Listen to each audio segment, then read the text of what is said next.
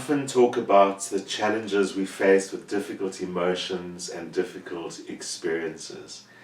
But rather than changing difficult things, which is after all difficult, there are easier ways to change yourself and change your life, and that has a lot to do with focusing on the good stuff.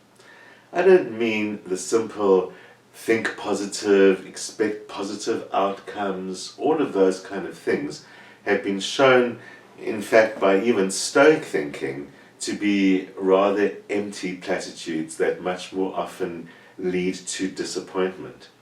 In fact, there are ways to act in a positive fashion that can rapidly and easily change your life. And the key to all of that is kindness.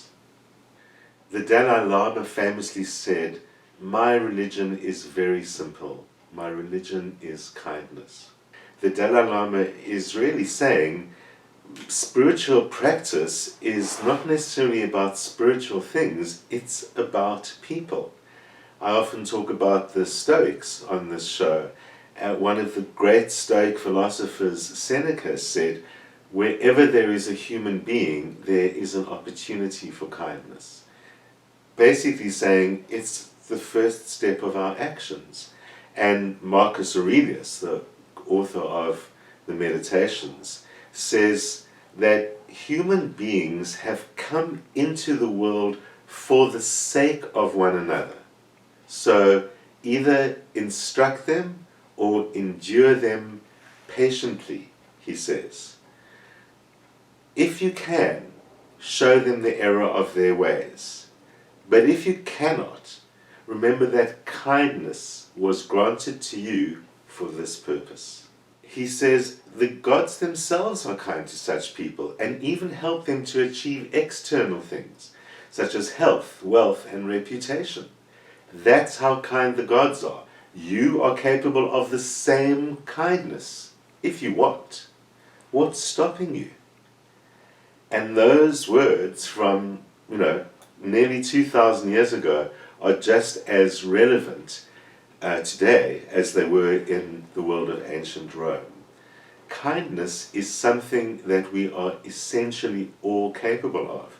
Even though we sometimes are portrayed as or see ourselves as a kind of violent and dangerous species, and we definitely are, Darwin, the Darwin, the one who studied evolution, actually, he didn't think so. And he said that it's not that we are entirely self-interested, but that we are actually a social species. And as a social species, we are a caring species. And so he says that sympathy and caring are instinctual, just as much as sometimes more dangerous acts might seem instinctual. Caring for others is instinctual. And indeed, today we know that science even shows us that when we devote resources to others rather than making more and more for ourselves, we tend to experience a much greater sense of well-being. And that is something that is very key. We feel best, we feel most like ourselves, we feel most like a human being when we are actually using our resources on others and not necessarily ourselves. Definitely could be something that can be taken too far, but there easily is a way to bring it into everyday life just to create that sense of well-being, lasting well-being, and good outcomes that come from something authentic. Research has done that shows that one of the most important predictors, if not the most important predictor in marriage of satisfaction and stability, is the extent to which the married partners are kind to each other. So kindness is relatively simple. Kindness is firstly based on the very important principle of do no harm. An ancient principle that goes back to Hippocrates, the doctor, and further back than that. It is as much a spiritual principle as it is a physical principle. Do no harm. It is a fundamental idea behind much of the yogas and the yogic practices, such as vegetarianism, caring for the environment, and so on. Those things are based on a very fundamental principle of do no harm. So kindness is not something that is difficult to do. If it arises out of doing no harm, it's something that is relatively easy to do. Importantly, and what we've learned from the studies I mentioned and many more, kindness affects the person who does it as much as it affects the person who receives it, and tends to have a very lasting impression on both of them. Certainly the recipient, as we know, if you've ever received an act of kindness, it's likely that you still remember it. It's likely that you might remember it even if it is from decades ago. So it has a very powerful effect on us. Actually, psychologists suggest that it even influences the giver of the kindness even more than the receiver of the kindness. So it leaves the giver with greater mental, emotional, and physical well-being. And fundamentally, it involves judging less, even if you're in a situation where you think judgment is appropriate. Whether it's not judging or whatever other behavior you kind of might have been about to do, the first step in learning to be kinder is to ask yourself, how would I feel if I was on the receiving end of that behavior? And if it doesn't feel like that would be good, don't do it or don't say it to the other person, which would cause them to experience that or feel that. So one of the things that's so important, and which many of the spiritual and personal teachers tell us about kindness, is that no matter what the situation really is, no matter what the situation is that is kind of just about to provoke a response from you or an action from you that might not be kind, that might even be unkind, the important thing is to hold on to the difference between what a person does and what they're probably meant to do. So maybe there are actions that actually stem from an intention to do harm, and I'll get back to those. But most of the time, if we look at what did they do versus what did they probably try and do, or what did they say versus what they obviously were trying to say but got it so wrong. You know, we have such a strong instinct to jump on that and play a word game and win an argument. But if we ask ourselves, what did they really mean to say, we can often say something much kinder in return. But even if it goes further than that, even if they actually do say something harmful and hurtful, and our instinct is to do the same in return. Think about this. Usually, if someone says something harmful or hurtful, they are lashing out. They are in some kind of pain. They are in some kind of inadequacy or insecurity or something like that. They are being hurtful because they feel hurt. So saying something hurtful in return only escalates the situation. It becomes a game or a war or a game of kind of one-upmanship that still ultimately doesn't achieve anything except to escalate hurt and pain. So why do that? If we understand that they are hurt and that's probably why they're doing that, it will just hurt them more, and that's why it escalates the situation. So rather say something kind. Rather try and act in a kind way in return. I mean, at the very least, don't say anything back. But try and say something kind in return. You know, it would possibly disarm them, but that's not what you're really trying to do. It's that you will actually shift their experience. You will shift their feeling of pain immediately. You will see the result immediately. You will see them shift or feel better, and you will. And that's the point about kindness. It has an immediate beneficial effect on both the giver and the receiver. And weighing that up against the importance of winning an argument or being right or not letting them say that or any of that kind of stuff, well, it's likely that a positive experience that is authentic is something which can benefit and grow two people in the situation. That easily outweighs a situation that is fraught with pain or argument or, in the end, even possibly regret. Regret is the opposite of gain. So, kindness is an action that benefits and grows the giver and the receiver of it. Some people would say, well, kindness, might be an effort to accumulate good feedback. It might be self-serving. It might even sometimes try and make the recipient feel indebted in some way. So maybe sometimes we need to consider ourselves and consider, are we expecting some kind of a payback? And if we're expecting some kind of a payback, were we really being kind? Take it even further and find yourself sometimes saying, I was so kind to them and look how they treat me now.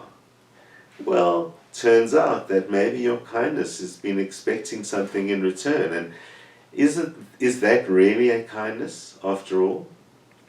So maybe the first place to start with kindness is kindness to ourselves. Learning to be kind to ourselves when we do something wrong. Learning to not beat ourselves up and cause more pain or more anger or often just more stress and disappointment when we berate ourselves or beat ourselves up or even just sling a few curse words around. Because it's all directing it outside of us. In fact, very commonly, when we feel frustrated or hurt or we think we did something wrong, we do what I just said about painful person. It's now us. We lash out. So sometimes we say something upsetting to someone else because it makes us feel a bit better. And then after that, no one feels better. And then even a little bit later after that, everyone feels terrible. Again, weigh that up against a simple act of kindness, even if you were dying to get revenge, and the rapid good results are so strong that it can dramatically change everything. So we can start shifting how we look at the world and how we notice the world. Learning to notice when other people are experiencing some kind of difficulty, whether they're suffering or whether they're struggling with something, and even if it's something small, like picking something up, let alone some big issue of life. If you start doing that, basically it becomes so easy. If you actually begin to see opportunities everywhere to help someone, especially a stranger in an ordinary situation, or pretty much anyone else. Small acts of kindness, and a neighbor walking along who needs some help, or someone who's trying to carry something, or importantly, here in South Africa and probably many places in the world, it's not long before we're going to see a homeless person or a person who's really, really struggling to find a meal or find some shelter. Giving a meal, or if you've got a spare blanket, but even just popping into the store and buying someone something to eat can make an enormous amount of difference in somebody's life. And of course, shift your sense, not of I'm fantastic, of what's important, what's beneficial to us all. Remember Darwin's point that we're social creatures. The point is that when we act in our common benefit, that's when we feel the best and experience the best. If we act in our own benefit, there's a problem. If we act only in the benefit of others, it's dubious and potentially problematical. If we act in our common benefit, that's the point of kindness. And the more you look around, the more you will see opportunities. One of the other best opportunities is celebrating someone else, encouraging their success, being happy at other people's success, being happy at almost anything good for another person. And especially in your personal relationships, making sure you don't do things to undercut or undermine the success, to feel like you in competition. You know how easy it is to do that? When your partner says something amazing that they did or something that they succeeded at, especially when there are other people around, and so you respond by saying something amazing that you did. That is undermining or undercutting it. Rather put aside what you wanted to say about your success and celebrate theirs. And you'll feel as happy as if it's yours anyway. And the point is that it's our mutual benefit. So learning to not minimize anything that's beneficial to someone you love, and learning to maximize all the good stuff for those that you love and for anyone else as well. Not only is it easy to do and easy to feel the mutual benefit, but kindness is contagious. It really is by its own nature. If someone is kind to us, it tends to encourage us to be kind to someone else. I mean, you've probably heard about things like Pay It Forward, which was the name of a movie inspired by an earlier idea about passing on kindness. It naturally does inspire us, and we want to pass on kindness, and it very quickly spreads. If someone is kind to you, and so you end up being kind to someone else, then now two people have been kind too, and it starts spreading around very rapidly, and eventually it causes more than the idea of the common good to two people, but to lots of people, most of whom you don't even know about. But that is performing a much deeper function as a human being of what's good for us all, and what grows us all grows me too. By acting unselfishly is how I get the gain, not by thinking about what's in it for me. Oli Waba also called it boomerang kindness, that what also sometimes happens is that you find yourself in a situation where a little bit of kindness towards you would go a long way. And it comes because of the boomerang effect of kindness being spread around. It often ends up coming back to you at the most serendipitous moment anyway. Again, the point is not to get anything in return. It just is the nature of kindness that it spreads very easily and it boomerangs back very easily. It's a naturally contagious kind of process. Oli Waba, whose videos you should maybe watch on TED Talk sometimes, Oli Waba actually created little cards of random acts of kindness that she would pass around. So her way of doing it is to creating, I guess, a set of cards called Random Acts of Kindness that suggested a random act of kindness on it, and then you give it to someone who will do that and pass on that card. So that's a different way of doing it that deliberately inspires others to pay it forward in some way. But it's really a question of identifying small things. If she says those kind of things, paying it forward, random acts of kindness, if you find that it doesn't come naturally to you to do that, or doesn't come easily to do that, try and find just one small thing to do for someone, anyone, every day. Just one. It can be noticeable, unnoticeable. And learn to observe the impact on yourself. She says, ask yourself and notice, does it become easier to perform the acts of kindness the more often you do them? Do you begin to notice more opportunities to act in a kind fashion? Because you will. So that's what you're going to observe. Is as you do small acts of kindness, they generate more opportunities to find acts of kindness. They generate more acts of kindness themselves. And then she says, observe yourself further. Do you begin to feel a little lighter?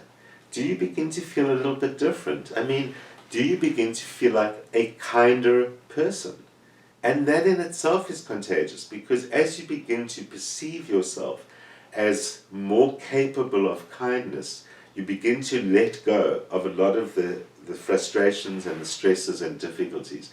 You begin to learn new ways to respond to things. Again, I do want to emphasize that it's not the same as simply positive thinking, which really disappoints us more often than it benefits us. It's actually doing something. Kindness is an act that makes a giver and a receiver, and makes them both better because of it. So it's not an empty or idealistic thing, it's actually something you can physically do. And because it only has to be a small thing, it's something as accessible as positive thinking, but much more effective. So we can actually learn to be more kind. Once we've broken the ice with ourselves and learn to see ourselves as capable of it, learn to see little things, we can begin to develop the best opportunities. So here are a few ideas of things that we can look out for that help us develop kindness. How to notice the world that way. Firstly, the one I've spoken about the most is learning to ask if you can help. That's something that does come easily to many people, and kind of we were brought up that way. So I don't mean in the everyday sense, or maybe we include that, asking to help lay the table is always going to be helpful, but especially in a situation where someone needs help and isn't expecting it. In other words, a stranger. Asking where you can help, even with something small, just can I help you carry that? Or something like that. That's an important thing as well. And also learning to put yourself in other people's shoes. Not only to ask yourself the question, how would I feel if someone did that to me, but just how would I feel if I was that person? And when you see a person in need, or a person who has little, or a person who's struggling or suffering or anything, and ask yourself, how would I feel to be that person? Even if you see a person who's alone. I saw an amazing little kindness video, I think it was probably on Instagram recently, of some people in a queue at a restaurant filmed a young guy in a restaurant eating alone saw a woman in the queue waiting to eat who was clearly on her own as well. And the restaurant was allocating tables according to group sizes. A person dining alone was waiting very long for a table. So he went over and called her and asked her to please join him because he was dining alone. And they just sat at the table, two people just eating and occasionally chatting as if they even knew each other. And it was a small act of kindness that probably completely transformed her life. Certainly did, even if he wasn't thinking about for him. And everyone in the queue will go home and will probably, most of them will want to do something, or the next time they see someone alone in a restaurant will remember that and very likely do something. Kindness is not only contagious, it's almost like a virus. It just spreads the minute you give it half a chance. And then looking for those opportunities is something that becomes very easy to do. So kindness to strangers. A more fundamental kindness is forgiveness. So forgiving in any situation, forgiving yourself and forgiving others. Putting yourself in their shoes can often be a way to do that, but really forgive them no matter what. Sometimes might be challenging. Forgiveness is a big thing, we've spoken about it separately on the show before. But forgiving no matter what, even if you have a justifiable issue or criticism, forgiving no matter what, a very powerful form of kindness. And then also being kind to someone very close to you, because we often take them for granted. We often treat our loved ones with less respect than we treat strangers. Just because it's old habit, we know them so well, and especially people like parents or people like siblings. So, relationships that are given no matter what. So, being kind to someone close to you, deliberately, forgiving someone close to you. There's a simple kindness we can all do. It's letting someone in the line. Do it in your car. Do the opposite of road rage. Do road kindness. It really changes everything. If you let someone in, you can watch this happen yourself. If you let someone in with your car, chances are they're going to let someone else in. Calms everyone down and slows everyone down and relaxes everyone. And that's what changes the whole point. The thing that I started with was by saying the stresses and strains and unhappinesses and angers and pains that are all related can be changed by one simple act. And do it in a queue and you'll see it happen down the line. Do it in your life and it'll happen down the line. Do it to another person and it'll happen down the line. Great to be talking about a positive emotion for once, and I think also something quite important considering that next week is the elections and we all need to be tolerant and patient with each other on the day, certainly on the day afterwards, as results come in and expectations shift around and people are surprised yes and no. All of those things, just be kind. Be kind to each other, be kind to yourself. It can have a good outcome no matter what the score actually is in the end. So have a good one. In the next 2 weeks, I'll be rescreening my interview with the Sangoma Tombitongo. Make sure you watch that. We covered some amazing ground. You'll learn a lot. And I will be back with the month ahead after